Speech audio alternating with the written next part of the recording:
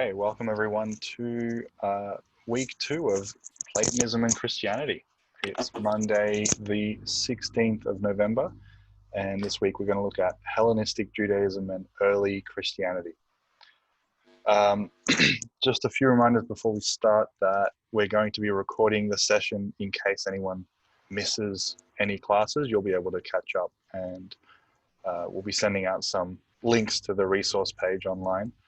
And if you have any questions during the talk, you can put them in the chat and I'll be monitoring them and we can get to them during the scheduled discussion time. I think that's about all we've got before we get started. Yeah, that sounds great, David. Thanks very much. Wonderful. It's great to see everyone back again this week. You know, you weren't overwhelmed last week. Actually, this week we'll revisit. We'll go a little bit over what we've gone over already, so that we can then move into this Hellenistic period and see what was happening a bit more closely with Judaism and then in Greek philosophy at the time, and then how the context in which Christianity emerged. So we'll go back to all that. And I was actually looking, because Maria always nags me and says, oh, you know, like you've got to put the extended reading up, which I find quite difficult. But you know what, I was thinking that, look, one good thing to do, of course, to look at the Bible and say, you know, I really think it's well worth looking at the Bible, especially different parts of the New Testament. But also the different groups I mentioned, the philosophical schools or the sects of Judaism, it might be a good idea just to do a bit of internet searching, look at wiki pages or something, and just get a bit more of a background on those, the ones that you're interested in, so that, you know, so then you can just read around a bit and get a bit more of a fuller idea than the general overview. So hopefully hope we'll have a bit more time for discussion than we did last time. So, all right, so I'll get started if it's all working okay. I'm hearing a bit of buzzing, but we all okay, David? Yep, okay, all right. So what I'll do is I'll do the share screen thing.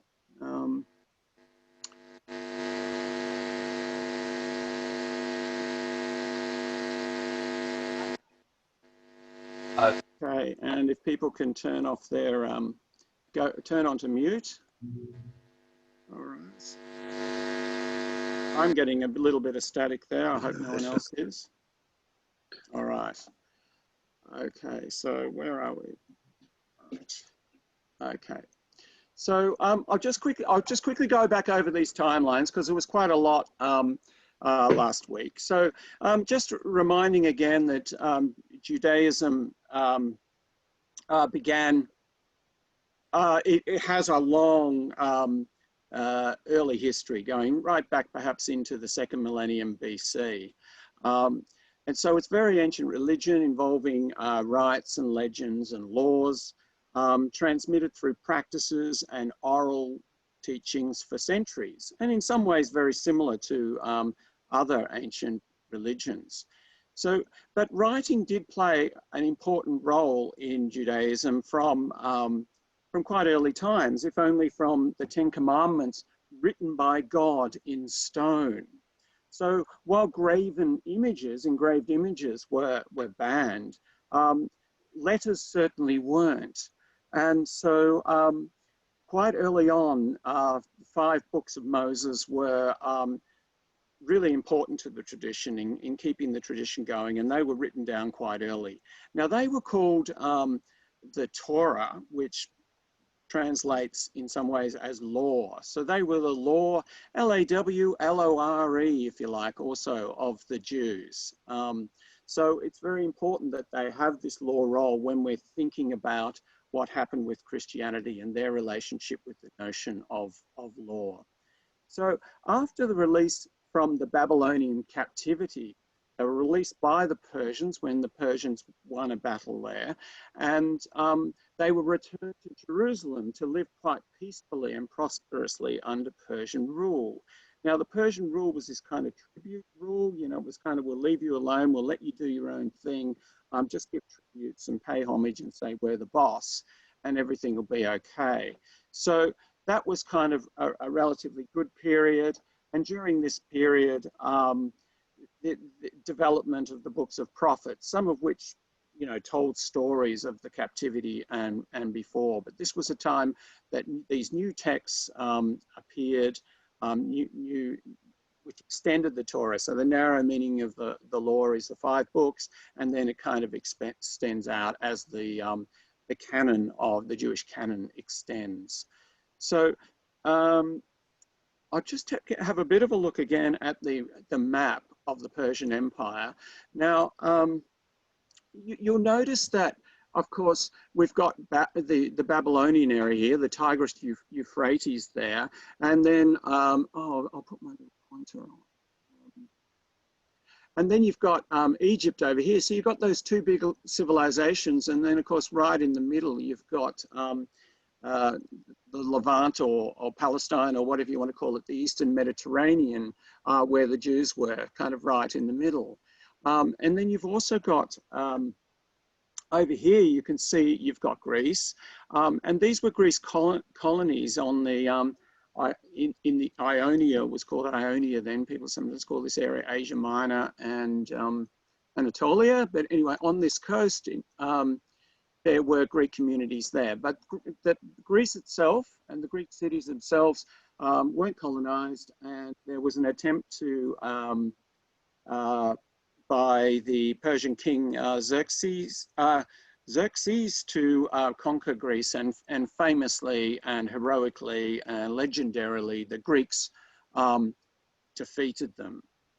But then the big change, of course, came with, kind of went the other way, really. And I'm sorry, I'm looking up. I know it looks weird. I'm looking up because I'm looking at the map on my other screen. So sorry about that if I look like I'm looking over your heads. So the Macedonian Alexander, his father conquered Greece, and then the whole Persian Empire, which was just amazing. And so you got this large area of trade and communication. Now the empire fragmented quite fast, but the exchange of trade and culture continued for many centuries. Now here, Greek culture dominated, but this is not to say that it didn't go both ways. And so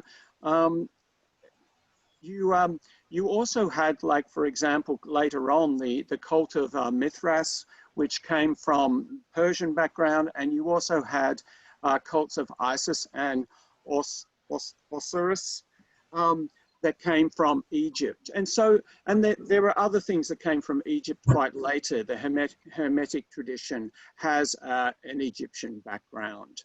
As I was saying earlier to Alexandra, the city of Alexander plays a very important role right through this story.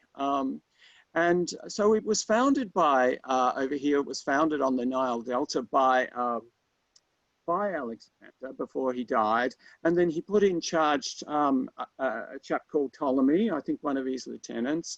And then the Ptolemaic throne in Egypt just continued on and on, Ptolemy 1, 2, 3, 4, right through until that famous period we have for Hollywood and Shakespeare and stuff, Antony and Cleopatra, when it basically collapsed then. So that was a long period of trade and wealth, and where basically Alexandria played a central role in the history of ideas during this period. So the Jews moved there quite early on under the protection of the king. And I'll show you just in the next slide. People aren't exactly sure where everything was in Alexandria, but it was a big city. And there was an Egyptian quarter, and then there was a Jewish quarter under, close to the royal palace, under protection there. And of course, it was a Greek city, so there were all the Greeks. And then there was lots of trade too. The trade was coming overland across Africa, it was coming up the Nile, and it was coming across the Mediterranean from, all over the Mediterranean. So it was a great city and became wealthy quite fast, and also became a center for philosophy and ideas quite fast. I mean, I do find it extraordinary that Euclid's Elements of Geometry is dated to 300 BC from Alexandria, which is not long after it was founded. So things must have happened fairly fast. Now, as they moved on, there were these institutions that developed, including the Serapeum and the library. You might have heard of the famous Library of Alexandria. And these were institutions of pagan learning. And there were great mathematicians that are now, recorded in history, going right through until basically until the Christian mobs, raided the temples and said, right, it's all over for this pagan stuff now, many centuries later in the 5th and 6th century. So, and also, so that was the pagan stuff, the science, the mathematics, that sort of thing. And also, as we were saying last time, the Jewish literature flourished here. So the wisdom literature.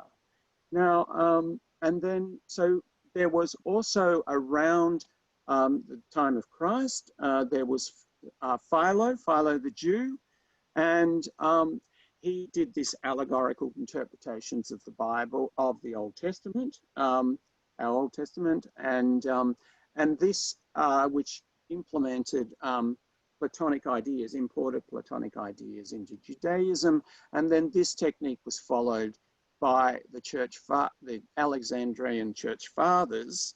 So this is before Christianity became the religion of empire, if that's what you want to call it, which was in around 325, that's that sort of time, the Council of Nicaea. But before that, you had a lot of development of Christian ideas, and these fathers were very influential. Now, after that council was called because there was a dispute over the very nature of the Godhead, which we'll now call the Trinitarian dispute. It was actually a dispute over two persons of the Trinity, the Father and the Son, if you like, and that emerged in Alexandria. And Constantine said, you've got to go and sort this out, guys. And that's how we got this first really important council, the Council of Nicaea, to try and sort out the Trinity issue. And next week we'll go right into that issue and how that that first evolved from the prologue to John's Gospel right through to the Trinitarian dispute and onwards right through Christianity. It was a controversy. So Alexandria was also important for Egyptian influence on Platonism, Judaism, and Christianity. So, like I said, we've got these Egyptian cults, and it's so we had the cults of Isis, and also later on you had this cult of Hermes, which is quite interesting. Hermeticism, you might have heard of that. And that's interesting because it's kind of hard to know the extent to which it is Egyptian, and people do dispute this. The scholarship's gone in different ways, and it's gone back recently. I've heard more to having more Egyptian sources. So it's kind of founded in this idea of Hermes being a most ancient Egyptian sage god. And then there's this long tradition, this idea that this was kind of the beginning of this long tradition that goes through Greek and so on.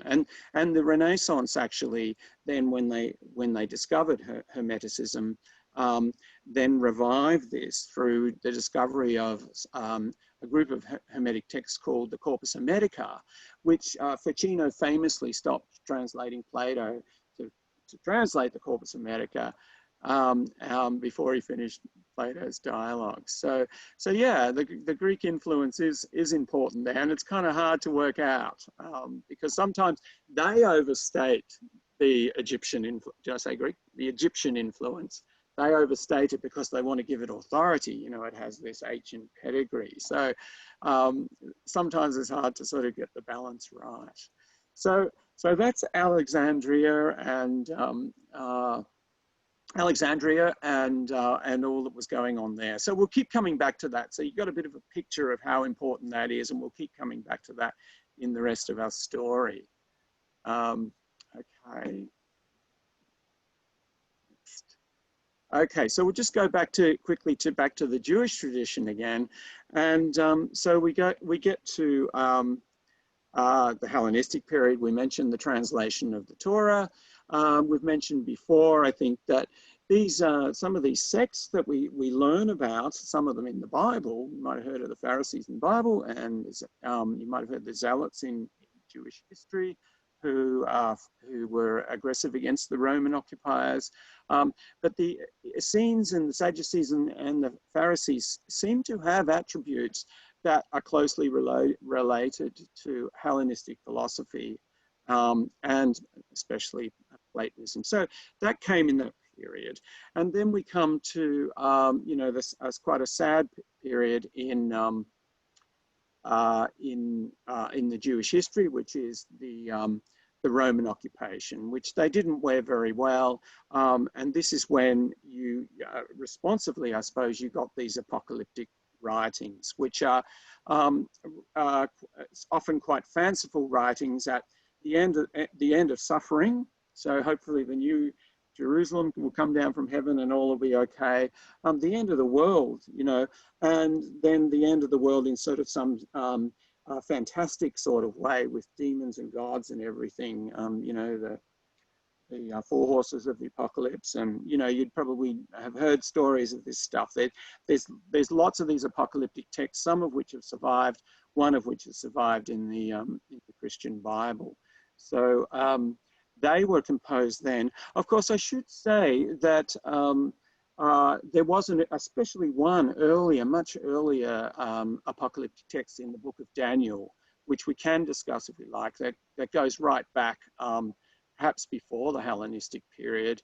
And that was very important in the millennialist, the end of the world type movements that have just occurred again and again right through the history of Christianity. And including, very important, in the British Civil War. In fact, I think it's hard to really understand Cromwell's New Model Army victory without understanding how his soldiers believed in this apocalypse and that they were participating in it. So these apocalyptic writings were a lot more real. And I sort of say they're fantastic, but they energized and awakened people's thought and imagination and motivated them to do incredible things sometimes. So the wisdom texts that I think I've mentioned before, the ones that stand out are Ecclesiastes, which is a skeptical one. Vanity, vanity, all is vanity. You know, what profits all our labor under the sun? You know, I searched for wisdom and all it brought me was sorrow.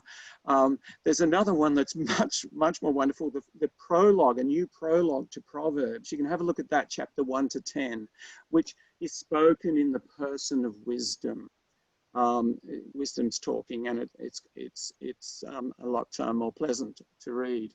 It's less despairing. And then you've got, as I mentioned, you've even got these wisdom texts which were originally written in ancient Greek, not in the Hebrew. And I mentioned the Book of Wisdom and Ecclesiasticus last time, and they have remained in the Christian Bible. So that's pretty much it for the Jews. So I hope that wasn't too much. I'm going to keep going now with the Greeks that were in parallel here. So again, we've got this Egyptian and Babylonian background, which is understandable because they were the great traditions, and the Greeks really boasted of any sort of connection, any sort of provenance, especially with the Egyptians. You know, if you could say this came from the Egyptians, then that was great. So like I say, it's kind of hard to sort of work out whether in fact they did invent it themselves or whether it did in fact come from Egypt. And then there's Babylonian origins, which are less boasted. I'm not sure why. And that's especially in astronomy and astrology, so like the zodiac. And so the Greeks did get some of that science from the Babylonians. So then there was the emergence of the Greek philosophy, which we've discussed before, so which influenced Plato. And then there's the mystery cults. So that's actually where we get the term mystery and mystic and mystical from, is actually from those cults. Their rites were rites of mystery, and we see that term reappearing in Christianity, where the rites of Christianity, the rites of baptism and marriage and so on, are referred to as mysteries. So anyway, it's probably important to realize that actually this early philosophy wasn't happening in Athens. Athens wasn't big for this. It actually, a lot of it did happen, as I said, over on the coast that is now of Turkey. And Pythagoras was from Samos, off that coast. So Athens wasn't big then. But in the 5th century, it did become a big, wealthy city. And it had this democracy and this lively public discourse and these wealthy men learning their rhetoric. And it became quite a proud, wealthy culture. And in the context of this, we get that gadfly, that skeptic, annoying skeptic Socrates. So Plato was a follower of Socrates, and he was also influenced by these other Greek philosophers. So the Pythagoreans, the mathematicians, mathematical mysticism, Heraclitus, and Parmenides were important. So he produced the dialogues, which are important in themselves because they are the first extant philosophy in our tradition. The rest of the stuff earlier on, we've just got in fragments, people just talking about the philosophy, and there's little quotes here and there. Whereas Plato, we've got this enormous collection of dialogues. So that in itself is significant. So we have the dialogues, but then we also have the the teachings of the academy. And this is the esoteric teachings that weren't written down and are kind of difficult to trace. But it's important to acknowledge them, or perhaps even reconstruct them, as people laboriously do, because it was so influential on Middle Platonism and then on what's called Neoplatonism. Now, this kind of bears explaining, because what happened was, in scholarship, there was this real familiarity with Plato and his dialogues. And then way later, right into the Christian period, there were these people like Plotinus and Proclus and some other writers where we've got quite a bit of writing and nothing much in between. In fact, this whole in between, there's like 7 centuries in between, or whatever it is, count them yourself, but approximately that between Plato and Neoplatonism is kind of like, is lost, largely lost. There's not a lot of texts that survive from that period. And so when scholars started reconstructing what went on between them, the Platonism that occurred in that period from the old academy is called Middle Platonism. And what people actually noticed as they looked more at the late dialogues of Plato, what even Aristotle told us about Platonism and the Platonism of the early academy, and then these various other sources, is that actually Neoplatonism isn't so neo after all, that in fact there is a very strong connection.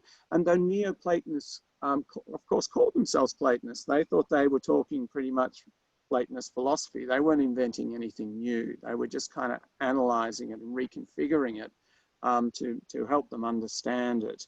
And we're more sympathetic with their view these days than we were before. So, so during this period, of course, you have Aristotle and Aristotelianism.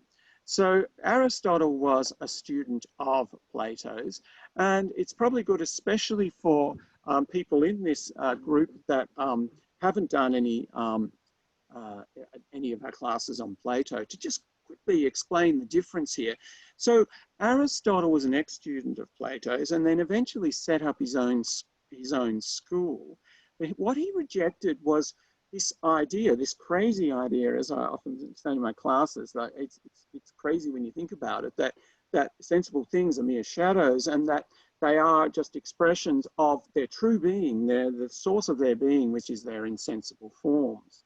And so Aristotle modified this to say that the form, to introduce into the forms theory, not just forms alone, but forms and matter.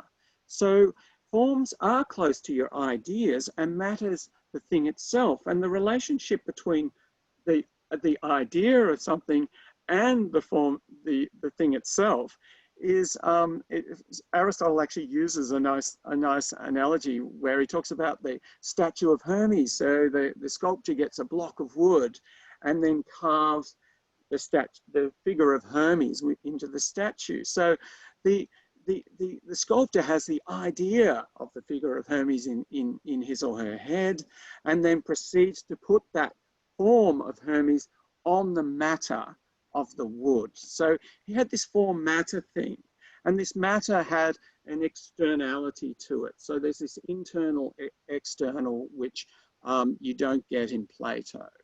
So Aristotle's method was also distinctive.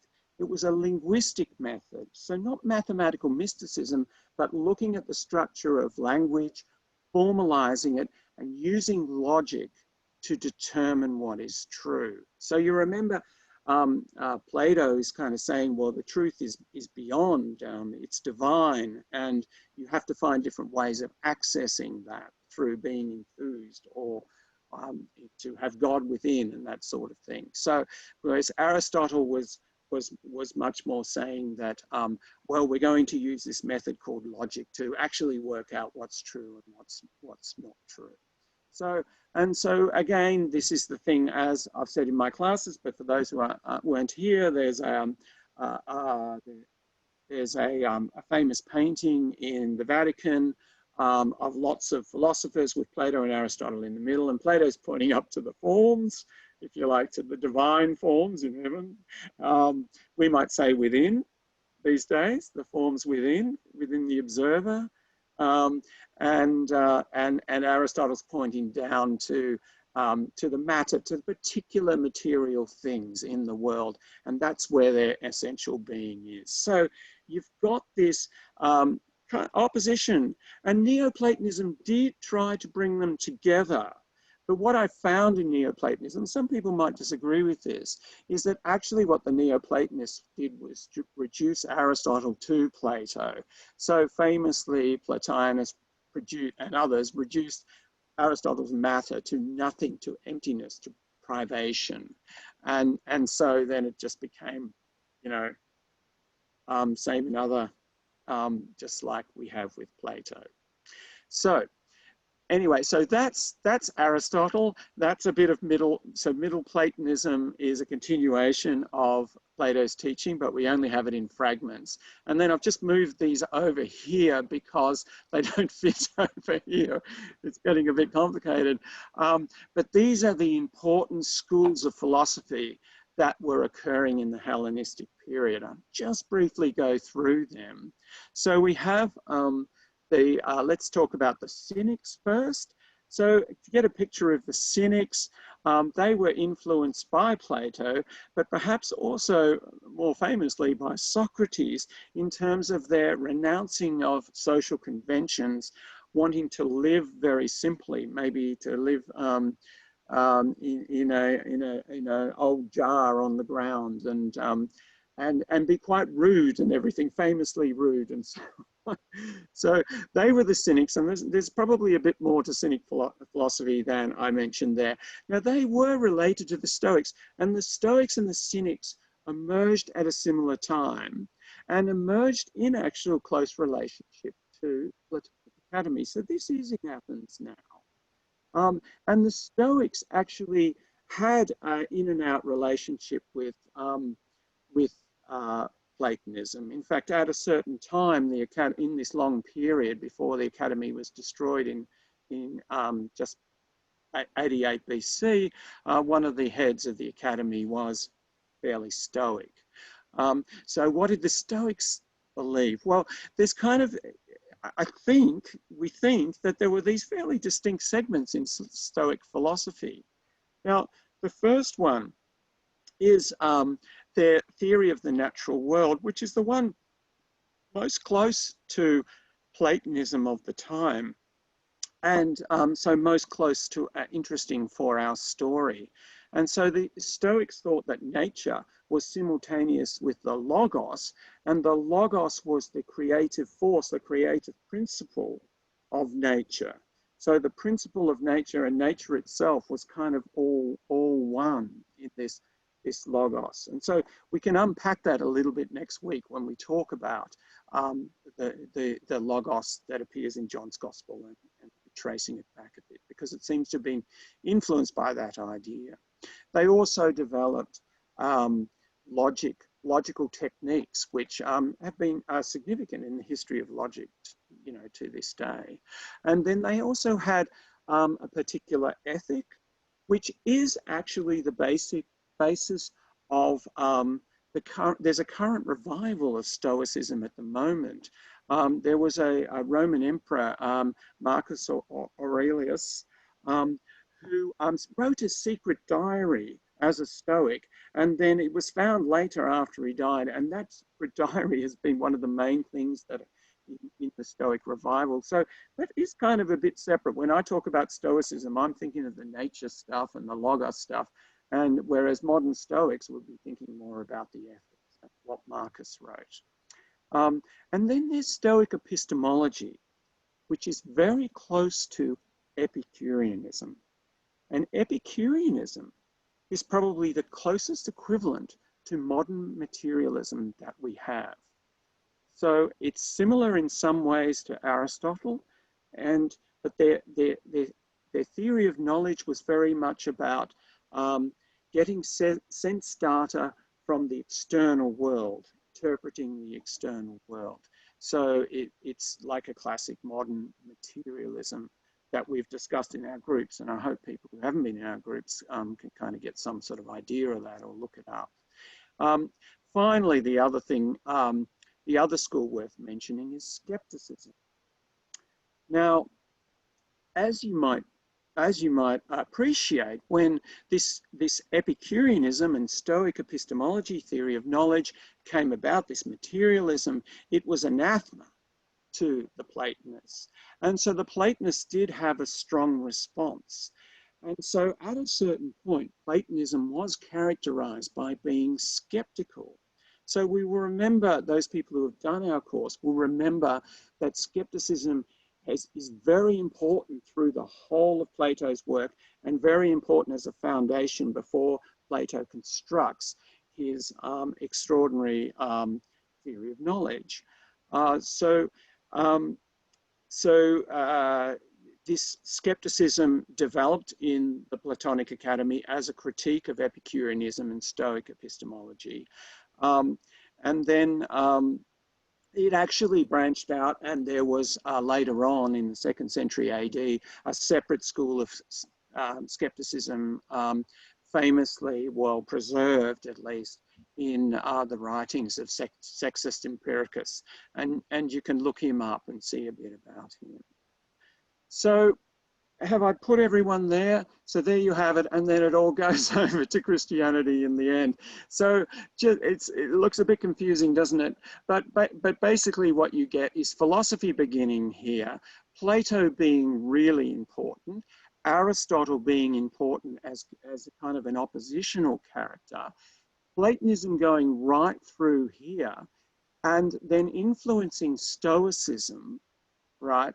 And then Stoicism and Platonism influence so-called Neoplatonism, and influence Christianity. So it's certainly emphasized, perhaps more, I would emphasize it less, but it's certainly emphasized in the literature that that Stoicism was very important on particularly the Christian Platonism in John's Gospel.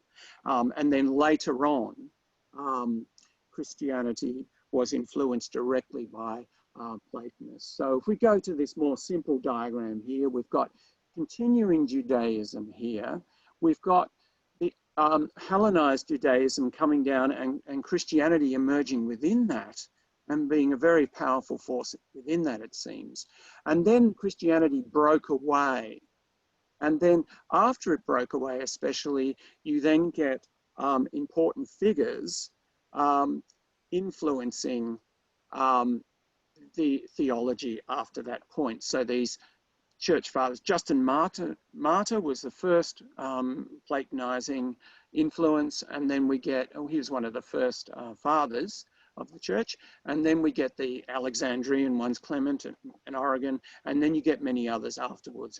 Augustine was important in the West because he wrote in Latin. And so this continued after that Council of Nicaea, after the church became a kind of a state institution. So, whoa, is that enough? So let me have a break there and have a cup of tea. I'll stop the sharing, and let's have have a breather and have some questions or comments on that. So, I had a, yeah, go on, Effie. You've probably explained this, but this is new to me, so it might be an elementary question. But when you gave us the Jewish timeline and the apocalyptic writing came during Roman rule, why would Roman rule create such a reaction? I mean, if you look at the story of Jesus, didn't the Roman governor hand Jesus over to the Jewish people to rule themselves? I mean, I know there were pockets of horrid things, but didn't they really, if you paid your dues, just let you be? Well, okay, that's a big question. So first, there's a number of layers to that. So first of all, there's this depiction in the Bible and especially in early Christianity is that Jesus was condemned by his own people, by the Jews, in a similar way that Socrates was condemned by his own people. So there's that story in the Bible. Now, like that may or may not be true. But what's important, the main important thing here historically in terms of the Jews is that they did fight the Romans, and the Romans did fight back. So the Zealots and other groups resisted the Romans and tried to kick them out, but failed miserably. And in the end, the Romans just said, "Oh, look, we're just going to destroy all this," and they destroyed the temple. And so people say, and like I'm repeating a conventional position here, and it could easily be there could be other ways of seeing it, that this was a very traumatic time for the Jews because they'd lost their temple. And there was a bit of a diaspora happening as well. And actually what happened was a whole new Judaism emerged around the text, around the synagogue. Synagogue Judaism emerged. There were synagogues earlier, but they lost their old religion of sacrifices and everything in the temple. So it was traumatic in the sense that, all that was solid melted into air. So that's what I'm referring to. And that's what people say, that this time was a time when people were looking for redemption. They were looking for a savior. They were looking for someone to come along and lead the Jewish people so they could bring them to a new Jerusalem. If you go to John's Apocalypse, the Revelations, or, into a better space. So does that help, Effie? Yeah, it does. I mean, the thought that crossed my mind was, was there also a reaction to the philosophical schools as well? Was it a bit of an ideas war rather than just a ruling, who governs us war?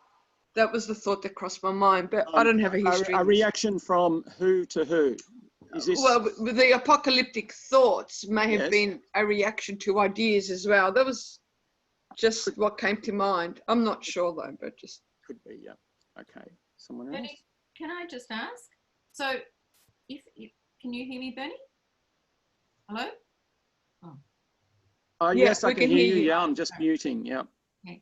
So, some of the Jews were looking for a savior, or all of the Jews were looking for a savior, but some of them followed Jesus were there particular sects that were more open to Jesus and his teachings? Because obviously Jesus wrote nothing, and we only have what the Gospels tell us. But do we know in history? I've got no idea of which sects there were that followed Jesus as the Saviour. Well, I think what people tend to think is that the followers of Jesus were, you know, they were Jesus freaks, as the hippies would say. They were enthusiastic, maybe messianic, and probably apocalyptic too. Certainly the early Christians were apocalyptic, thinking the end of the world is going to come soon. You know, like the end is nigh sort of people. But it seems that certainly the followers of Jesus were, if you like, a sect, but an enthusiastic sect, like a kind of like, you know, the big crowds formed very fast. As we get depicted in the Bible, you know, there would be 5,000 people there listening to him and stuff, and believing that he was the Savior and that. So that's the story. That just seems to be what happened. Mm-hmm. And then you've got these sects. You've got these Sadduceans and the Pharisees, and Mm-hmm. the Sadduceans were kind of were the more wealthy, appear to be the more wealthy people. They were more Hellenized though, because they educated their kids in Greek and stuff and all that. So there's those, and then there's the Pharisees, which are considered to be quite close to the beliefs of the early Christians, and so there's a lot of connection between Pharisees and the early Christians, and some people think that a lot of the early Christian teachers came from the Pharisee school, which was not so much upper class, but people think they had beliefs in things like immortality of the soul, and other beliefs that relate to Christians. So they're worth looking up. So did everyone go over to Jesus? No, I don't think so. But what people do think is that what happened was, the question is much later, right? What happened to Hellenized Judaism? And it kind of just disappeared. Where did it go? Because the rabbinic Judaism continued, and mostly rejected the Hellenized Judaism. And so there's this kind of idea that perhaps actually the people that the continuation, Hellenistic Judaism disappeared, except for its Christian form. So in a sense, perhaps it did just become Christianity as Christianity was breaking away from Judaism, and then it didn't really matter after that. Bernie, we have Philo of Alexandria as an example of Hellenized Judaism, don't we? Who, sorry? Who else do we have as an example of that? Philo, yeah, definitely. Well, we've got so many of his writings. We've got so many of his writings and they've been preserved basically because the Christians preserved them, because they almost saw him as Christian. Go on. Okay. Who else do we have as examples of Hellenized Judaism? Well, in general, who else do we have as an example, as examples of Hellenized Judaism? Okay, in terms of writings, we don't have much. We have the wisdom writings, and so this might be a good opportunity to mention a few of the collections of the non-canonical texts from this period. So one of the ones I use is, I don't know what's out now, but I use the Other Bible, which has got apocalypses and wisdom writings and so on. Cool. And then there's also that's probably a good one, because you're talking about the Jewish stuff, yeah. Yes. So we also have accounts of Pharisees, and we have accounts of people's beliefs and practices. Yeah. Are there any actual, are there any writings by Gentile converts or semi-converts, proselytes towards Judaism? Yeah, I don't. So converts to Judaism that weren't converting to the Christian sect. Is that the question? Is that Norman? Is that, yeah? Oh, Yeah. sorry, I didn't see you nodding. Yes. Yes. Okay. Yeah, I don't know. I don't know of them. Do you know of any? No, I No, don't. okay. I'd I love don't know to. of any. Yeah. I'd love to. Yeah. Well, maybe they'll be found in the deserts one day. Who knows? Yeah.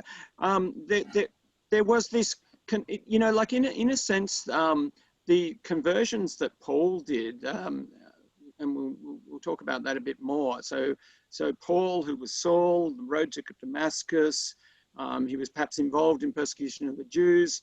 Yeah. Sorry, the Christians. Of the Christians. And he converted, road to Damascus experience, had an enlightenment, and then he evangelized to the Greeks, to the Gentiles, mostly to the Greeks, and his what was I going to say? So when people were converting then, in a way, the Gentiles were converting to a sect of Judaism. They were converting to Hellenized Judaism, perhaps, or however you want to define it. Yeah.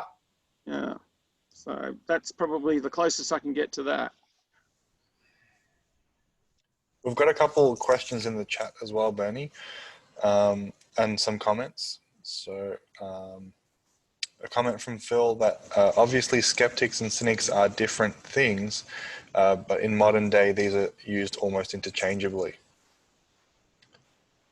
Yeah, well, skeptics used in various different ways, isn't it?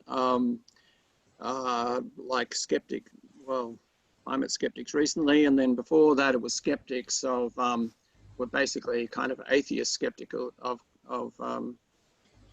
religious belief, and also of Uragella and all that sort of thing, you know, like, what was it?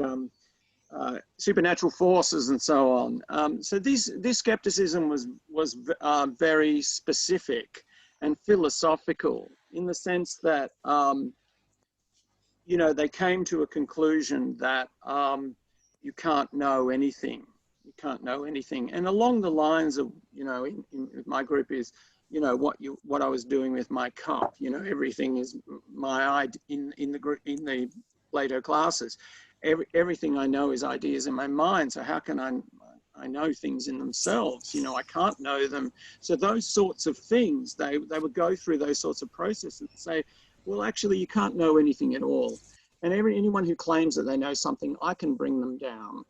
And so it was a very broad philosophical skepticism that was in Parmenides, and which Plato developed his mature ideas out of, that mature skepticism. And then in the school, in the Plato's Academy, we have people dispute exactly whether there was still a solid Platonic philosophy behind that skepticism or whether it was just pure skepticism.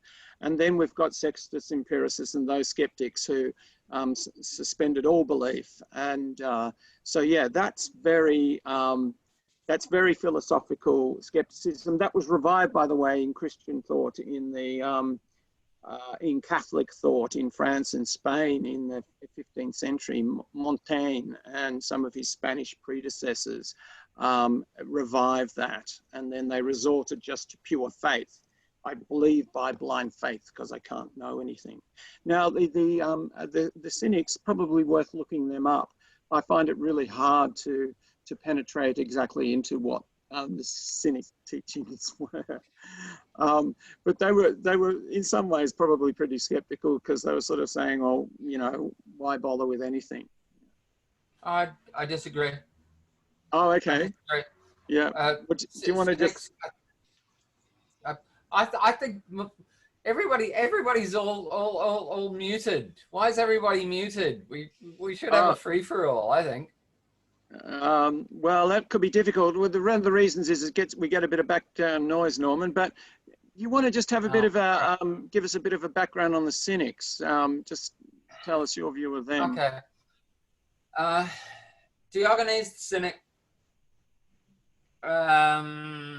was a follower, more or less, of Socrates, the same as Plato was. But he took Socrates' ideas in a different way to the way that Plato did. And he decided that wisdom is the only thing that matters, and so he decided to live in a barrel. Like, you know, living in a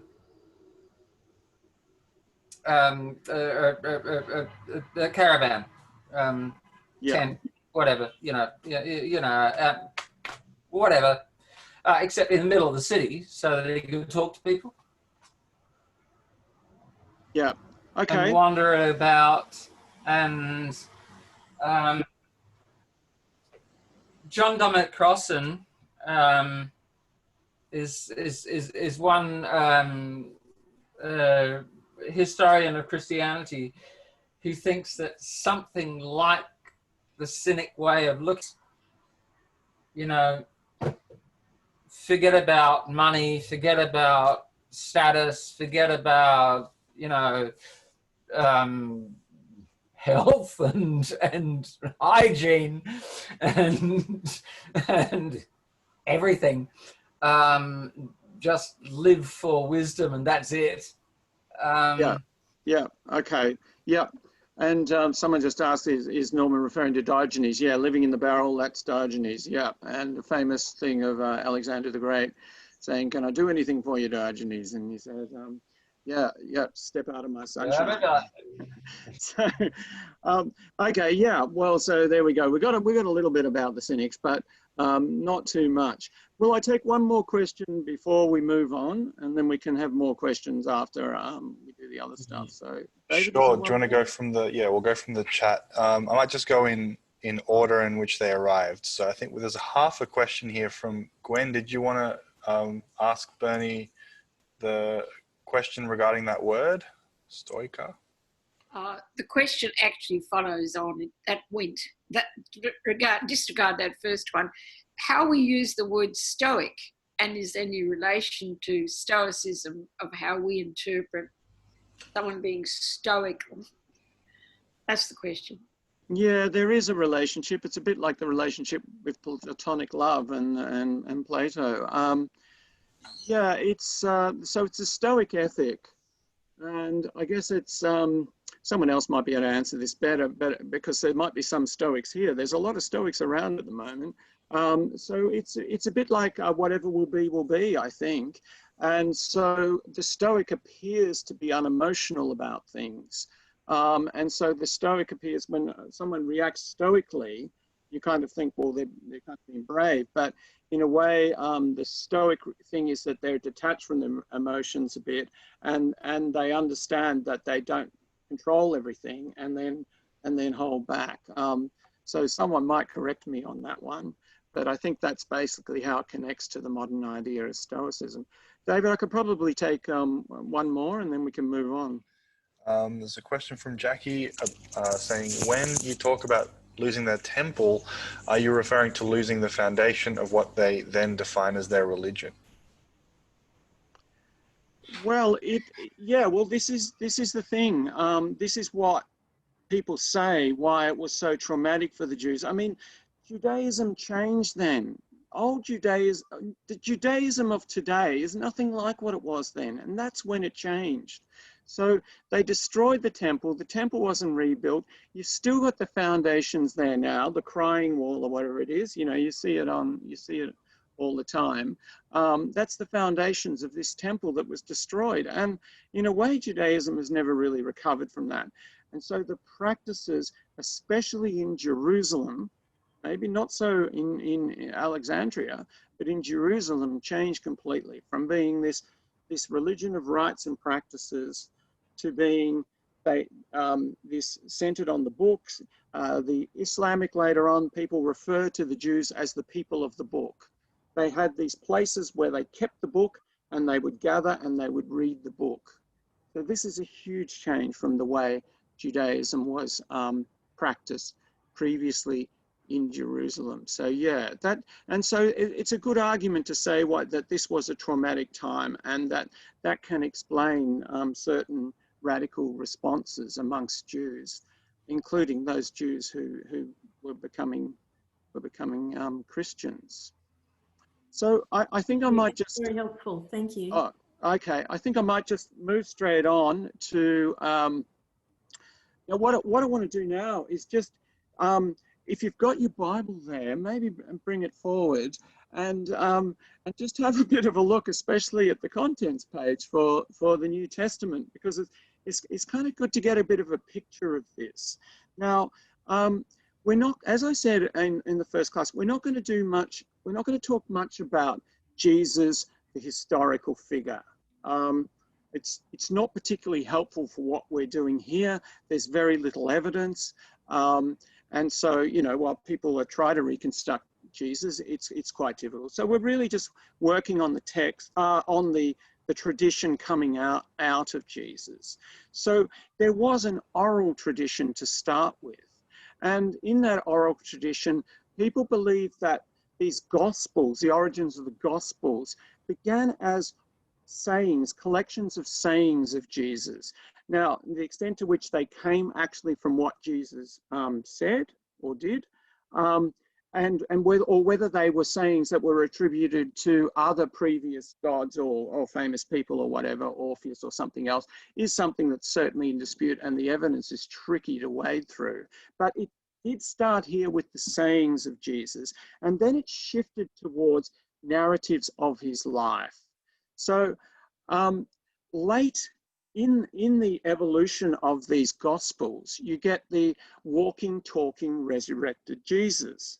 And you also get late in the Gospels what's called the infant Gospels. And you can find special just about the infancy of Jesus in these collections of non-canonical texts, which are really fun to look at. But of course, they're incorporated into the more mature Gospels that are in the Bible. And then, of course, later, see, the story just keeps going because it continued then, because then you got the story of Jesus' mother, and then because there was this problem of her being impure, so the Immaculate Conception, and so that story of Mary became really important in Byzantium Christianity as well, but that was outside the canon. So there's this canon evolution from the sayings to the stories. Now, what we have in the Christian Bible is we have the 4 canonical Gospels that were chosen, mainly because they were early. So you've got Matthew, Mark, Luke, and John. Now, Matthew, Mark, and Luke are known as the Synoptic Gospels because they seem to be closely related. They have similar accounts, similar stories in them, and they're considered to be drawn from, in some way at least, from a lost source, which people, the Germans, first of all, the German scholars who were great on this early on, called Q. And then Q, this gospel that's now lost, that was believed to be the source of the Synoptic Gospels, has been reconstructed in ways to kind of work out what was in that. So the Gospel of Mark is the earliest one. It's really sparse. It's worth reading Mark. It's kind of got this real energy about it. And then Matthew and Luke are quite late, and that's where you get, you know, the manger and the baby Jesus and all that sort of thing. Now Luke actually continues. It's one kind of long narrative to the Acts of the Apostles. It's broken up in the Bible, but it continues into the Acts. And in the Acts, by the way, we get stories of a guy called Paul, who seems very different from the guy who wrote the letters of Paul, which are actually there's believed to be the earliest, there's believed to be some authentic letters of Paul to Romans, Corinthians, and a few others that are believed to be the earliest extant genuine writings of Christianity, even earlier than the Gospels. Okay, so I didn't mention John. So John was late and seems to have come from another tradition of Christianity. Some would say, and we'll be looking at this next week, some would say they see like a Stoic Christianity or a Platonic Christianity or something, certainly in a different tradition. So you got Paul in the Acts, and Paul was the road to Damascus thing, enlightened, became the preacher to the Greeks, as we've already mentioned. And so what we find, even just in looking at the canonical text, we can see this tension in early Christianity where some people wanted to keep it as a sect of Judaism, and some people wanted to make it a universal religion, a religion separate from Judaism. And Paul was certainly in that camp. And in the end, Paul's camp won, of course. It did separate from Christianity. Okay, so you get other letters in there. So those letters are from, some of them, like they're authentic in the sense that they were written in very early Christianity, and they are important. And we can see them actually pushing, in some ways, an orthodox line in a way that you don't see in the earlier ones. And so they're quite interesting in that way. And then finally, the last book is that Apocalypse of John, that fantastic tale that was written, people believe, after or around the time of the destruction of the temple, and where there was this really strong feeling of that they needed salvation. And so you've got that story of the Last Judgment and all that sort of thing. Okay, now, and there's various tensions that are quite interesting to see in this early Christianity that are worth exploring in terms of the issue of Platonism. One of them is the resurrection of Jesus, whether it was spiritual or body, like whether Jesus appeared in a vision after he was resurrected or as a real solid man. And this is quite interesting historically, because in John you get this story of doubting Thomas. Do people know doubting Thomas? He wouldn't believe that Jesus was real, so he wouldn't believe other people's stories that Jesus was real. So it wasn't until he put his hand in the wound in Jesus' side and actually, felt the solid Jesus, that he believed. And this is interesting because that's Thomas, right? And in 1945, dug out of a cave in the desert, we find the Gospel of Thomas. And in this Gospel, it's a wonderful Gospel to read, and a lot of people just really find it very beautiful. And this is a wonderful translation. So if ever you get a chance to read the Gospel of Thomas, it is actually in the sayings form. It doesn't have much of a narrative of Jesus' life. It's got miracles and that sort of thing, but it doesn't have the narrative of Jesus' life. But it is very spiritual sort of text. And so you can just imagine that Thomas, or the school the school of Christianity that is associated with the name Thomas, just doubted this kind of materialistic approach, that he actually was reborn as a man, and then they had to do the ascension thing as well. So this flowed on also to the resurrection belief for the believer. So remember in John's Apocalypse, there's all this thing about the judgment of the last day, and all the people who had died would rise up and they'd be reborn, and then Jerusalem would come back again. So this was all this kind of the last day, you would all come back to life.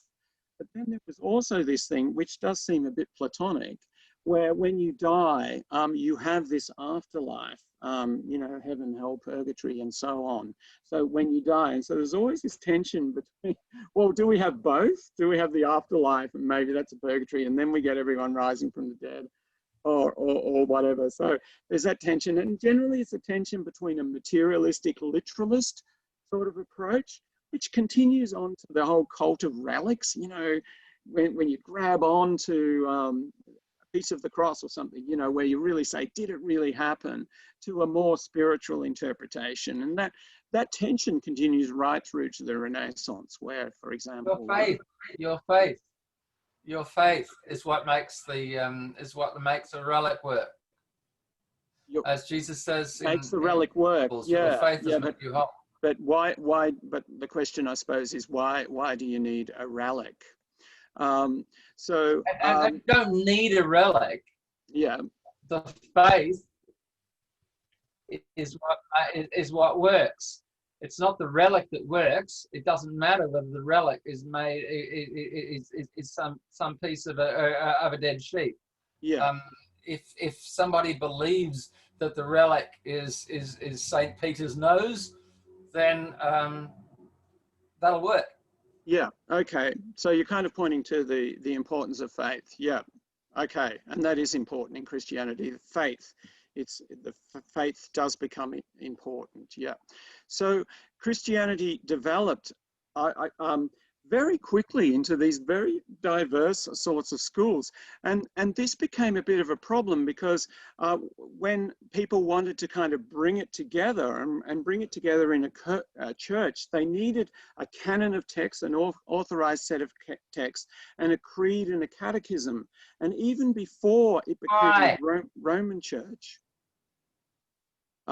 even before it became why did they need so Norman, maybe when you can ask the questions at the end. Okay, cool. But yeah, they needed it for political reasons, for social and political reasons, because they wanted to have these churches, these social political churches, and all agree on the teachings. Because of course, if you run a service or whatever, you need to say the correct teachings, and so this. So the other side to this, of course, was refutation of heresies and heterodox. So this actually started off targeting, well, of course, disputes, but targeting, it started off targeting the schools of philosophy. So defining how Christianity was different from the schools, you know, they're wrong in this and they're wrong in that. And so you'll get these refutations amongst the fathers of where Platonism, where Stoicism, where the different schools got it wrong. And this moved to where Christian sects got it wrong. And you get all these different permutations and combinations of beliefs very early on, and these whole disputes. And so it got really solid and nasty quite early. So you needed a canon, you needed a creed, and then especially when it became the religion of the Roman Empire and they wanted to have one church, then it got really kind of nasty, cutthroat, as we'll see next week, especially with the Trinity issue. Yeah. So yeah, so there are some of the Apocrypha that was kind of sympathetic with the mainstream that has survived, some that hasn't, some that was hidden away in caves and we've only got in the last few decades. So yeah, there we go. Now, the last thing I want to do today is just do a bit of a comparison between old Judaism and Christianity, just to see what their difference is and to see how in some ways we can understand the radical difference between, if you like, the Old and New Testament and how that is explained by Hellenistic and Platonic teachings. So just with old Judaism, I don't know how much people have read the Old Testament, but if you do read it, you must wonder sometimes, and reading the New Testament, how these two books could be together describing the same religion or giving, being in the canon for the same religion, because they are so different. And it's really hard to reconcile them unless you've got this, unless you're someone like the early church fathers who did amazing acrobats to do it. Now, one of the first issues is that for the Jews, while there was one God of the race, right? The race of the Jews, and mostly that's Yahweh. I mean, it's a more complex story than that because there's other names and all that, but Yahweh existed in a world where there were other gods. Now, these other gods weren't false or illusions. They were real forces in the world. And sometimes the God of the Jews would be running off against the God, competing against the God of the other nations in the stories. So it is a polytheistic world. Okay, and it's a world where there's this sacrifice to, sacrifices were made to appease the god. And this God, the God of the Jews, is anthropomorphic. It has very human characteristics, especially in terms of emotions. So the God of the Jews punishes, and he doesn't punish with disinterest. He punishes with anger and sometimes with jealousy. So the Jewish God rules, generally speaking, by fear. So there's the master and there's the fear of the master, and the Jewish people are continually told to fear God. God controls the people through fear of persecution. And sometimes this persecution will be in extreme ways and vengeful ways. And so one of the severe ways we know about famously is the torture of poor old Abraham when he was made to sacrifice his son, and then only right at the last minute when he was lifting up the axe that he showed his faith, and then, you know, that was the test. But, you know, rather cruel and rather anti-humanist or anti-individualist humanist, I mean, there. So this God is the God of a race, and so punishment will be met out collectively, and sometimes on descendants. So if you do well, then prosperity and your descendants might prosper and multiply. It's a race sort of thing. And then the sins of the father are visited on the sons. So it's not really like an individual reward and punishment that really dominates there. So there's this very strong subjugation under the law and to the whim of the gods, of the god. And this is powerfully represented in the story of Adam and Eve. So Adam is created from dust and placed in the Garden of Eden. The middle of the garden has two trees, the tree of life and the tree of knowledge. The tree of knowledge is literally the tree of the knowledge of good and bad. Now, man may eat from any tree, but not from the tree of knowledge. He will die, says God. Then woman is created from the flesh of man, and man and women are both naked but unembarrassed. Then the snake tempts the woman to eat from the tree of knowledge, and the snake says, you won't die, you will become godlike in your knowledge. So desiring wisdom, Eve eats and offers it to Adam. Immediately they gain awareness of their nakedness and hide themselves. So their Lord finds them and says, who told you you were naked? Indeed, no one told them, they just know. They are self-conscious. So then they get the punishment, very specific. The snake crawls on its belly and eats dust and hates woman. The woman submits to man and will suffer pain in childbirth, and man is banished from the garden to toil for his subsistence. It's not only the punishment that this first acts of disobedience has profound effect on humanity forevermore. For both sexes, the realization of the desire to know makes them self-aware, capable of moral choice, and so capable of sin. The Creator is alarmed that the willfulness of the human has led to their taste for the qualities of God, including immortality, obtained from the species of tree, the tree of life, and he stations guards to protect them so that Adam and Eve and their descendants can't get access the tree of life, where they can gain immortality. So notice a few things. Notice how God lied about the fruit. Notice how they gained self-consciousness, and notice how their aspiration was to be godlike, to have godly powers. And we see this also in the Tower of Babel story, where humans use technology and collaboration to try to build a tower up to the gods, and then they were thwarted by God by mixing up their languages and so on.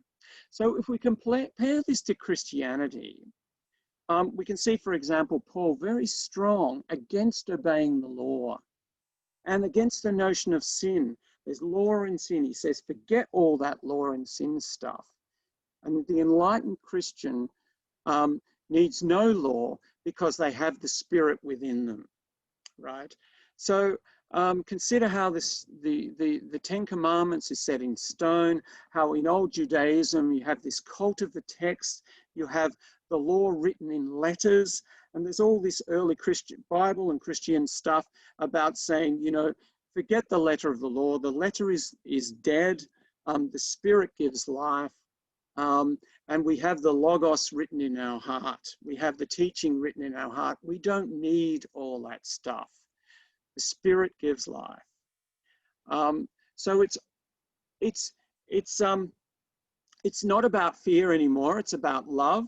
Love one another as I have loved you. And this love is also God's love, and love is a way to God. You know, if you have love, even love for your enemies, then that is your way to God. So it's aspiration for divinity in this way is encouraged compared to the Jewish teachings.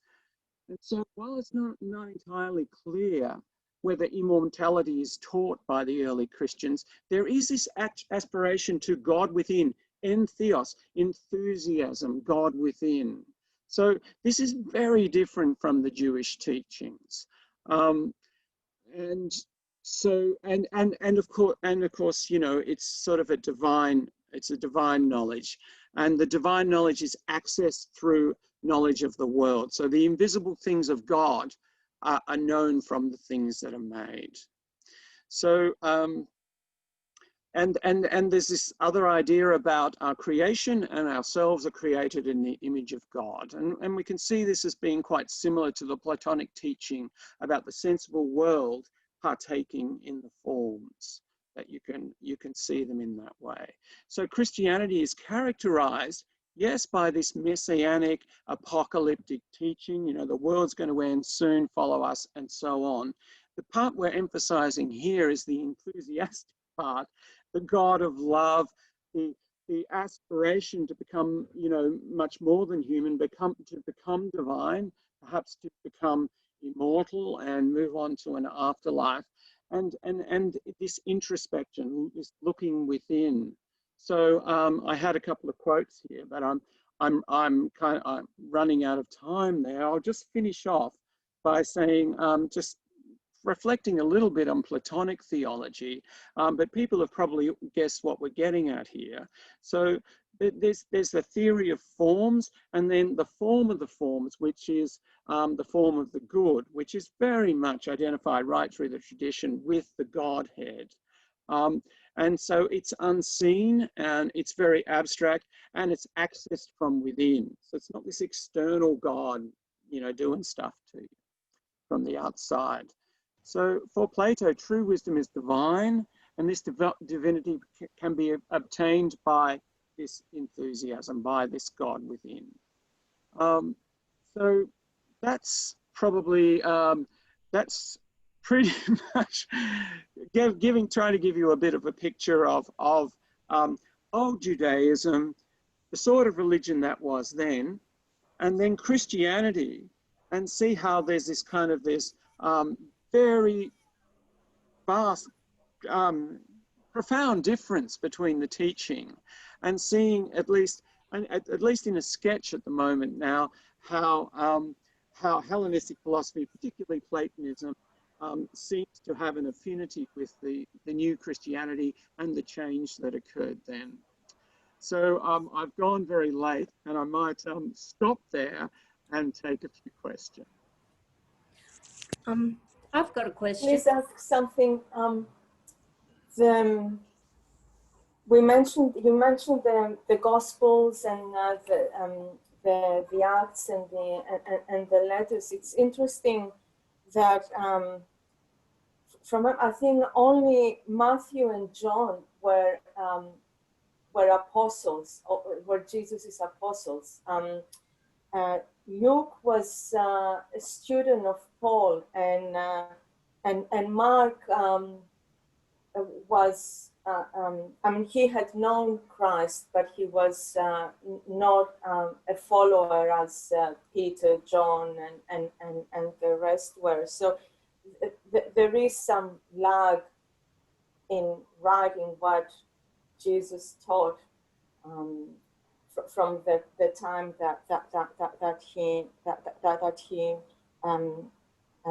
taught. He did his teachings.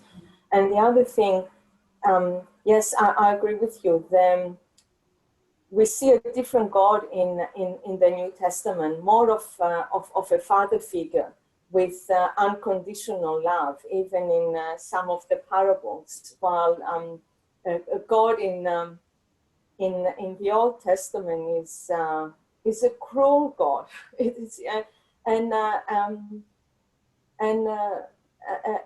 A God that has temper tantrums, and he gets bored. He doesn't know what to do. Here are the people building a beautiful city and the Tower of Babel to his honor, and he says, "Oh, I better confuse them because they're doing pretty well." This is verbatim. The word "confuse" is actually used in the Bible, and just as a comment, yes, anthropomorphic and everything, it is hard not to make a comparison, perhaps between the sacrifice of Abraham, of Isaac, and the sacrifice of Iphigenia to start the war against Troy, and how miraculously at the last moment, God, and in the case of Iphigenia, the goddess Artemis said, "Okay, no, you don't have to actually sacrifice. Here is an animal that you can sacrifice instead." Well, that's very similar, isn't it? Parallelism. Yeah, it's extraordinary. Yeah. And there is in the Greek mythology, Zeus created floods that destroyed the world, and they created man from dust. Prometheus did, and Prometheus gave man fire, which is like the apple, and made Zeus very angry. So there's a lot of similarities there. Yeah. Greeks. I'd like to take up one of the Sorry, questions that Kula. I have.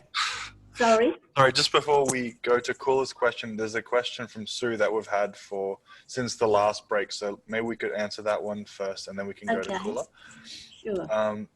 Sue asks about the Epicureans, and she mentions that they seem opposite to Plato and a little bit shallow. And is it possible to reconcile Epicureans with Plato? Well, I would say no. No, I think they are opposite. Gosh, I'm getting deja vu, Martha. Did we talk about this before? No, I think they are opposite in the sense that in a similar way to modern philosophy is the opposite to Platonism. And you know why it's difficult to introduce Platonism in the modern world, because we just think in this opposite way.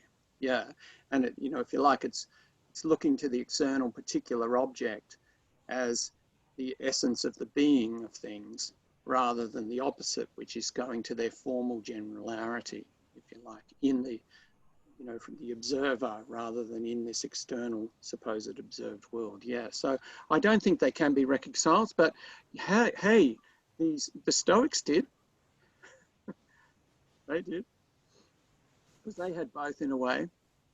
All right, maybe we should move on. I might be a bit pushy. And who's next? David. Kula's got a question, and then there's some questions from the chat as well.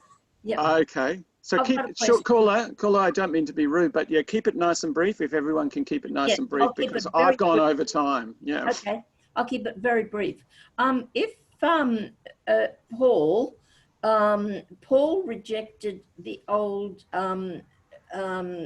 Jewish church, or the old Jewish religion, and his version of Christianity won, as in your words. How did that, or why did William Tyndale put them together again when he translated the Bible and the Jewish Bible? He put them together. How did that happen when, you know, a lot of the teachings of the old Jewish religion are so outdated by you know? Okay. Yeah. Okay. Thanks, Kula. Look, that's I wouldn't use the word outdated. I think that's a bit loaded, but I absolutely see what you mean, and I think it's a really important question that we as historians should ask.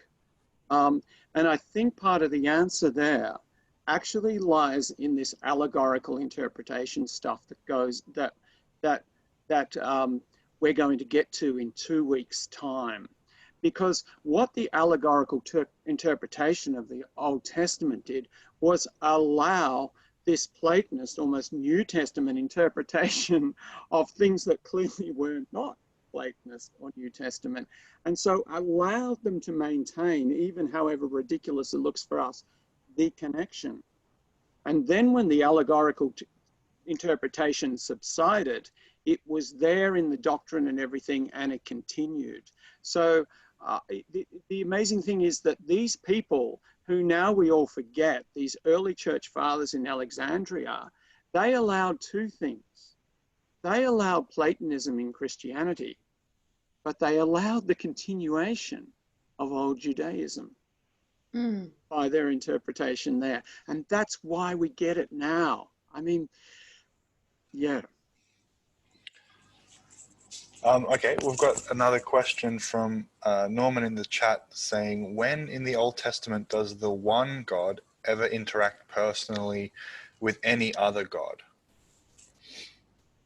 Oh, I don't know about personally, but there's things like, oh, you're testing me here. There's rods, and there's, I think it's in Babylon or something, and is Daniel's competing, or someone's competing by saying my rod can turn into a snake and yours can't. That's an example of competition between the gods of different races. So that's one. It's not how I read it. Oh, okay. It's not how I read it. It's not how, as far as I know, any Jew would ever read it. Why do you assume polytheism in the background? Why can't there be a monotheistic religion that is as old as any of the polytheistic religions around it? Well, in polytheism, I think there often is actually. I think it is maybe a bit too black and white. In polytheism, what we call polytheism, there is often in the background there some sort of monotheism operating at a very high level, and you can see that. You can see that in old Judaism to a certain extent, in the creation story, or Hear, O Israel, the Lord thy God, the Lord is one, things like that. But if you read through the whole Bible, I don't think you're really getting a picture that there's only the God of the Jews and there's no other divine forces in the world. That's my view. That's exactly how I read the Old Testament. There is no other divine force. There are others. There are other forces, but there are other spiritual forces even. In Paul talking about spiritual weakness in high places and all that stuff. There are forces, but they are not gods. Okay. This is not a polytheism in which one God is making a play to take over the universe from an original like polytheistic oligarchy. Okay. Okay, well, there was monotheistic religions, perhaps even earlier than that, in Akhenaten's Egypt, where you have the worship of the original, if you like, sun god, sun, S-U-N, Aten, and that was what 1,300 years before Christ. So it's not that there isn't other monotheistic religions around. Yeah, there's a monotheism. There's a monotheism. Yeah. Okay. All right. Look, why don't we take one more question, then say goodbye, and people can stick around like they did last time. But people may need to go off to a meal or something. So, David, can we give me one more question, and then I'll say the formal goodbyes. And people do stick around if you've missed out on your question, because I understand that is a problem, frustrating. So, one more, David. The last one is, there's one from Leo saying, have we spoken about Hellenistic Judaism? So maybe we can spell it out a bit more concretely. Oh, okay. I don't really want to say anything more of that. I suggest that people go and look at the idea of it. There's certainly find information about that on the internet. Look at this. Look at the sects that were around at the time, the Pharisees and other groups, and how they were Hellenized. The word Hellenistic actually originates from the New Testament, where Paul, I think, I'm trying to remember which gospel it is, but Paul talks about Jews, Hellenists, and Hellenes. Well, at least it's those three words, I think, in Paul. So the Jews are conventional Jews, Hellenistic Jews, and then Hellenes, which are Greeks. So it's those three categories. So yeah, I don't want to say much more about that, but there's certainly a lot of literature around that. Yeah.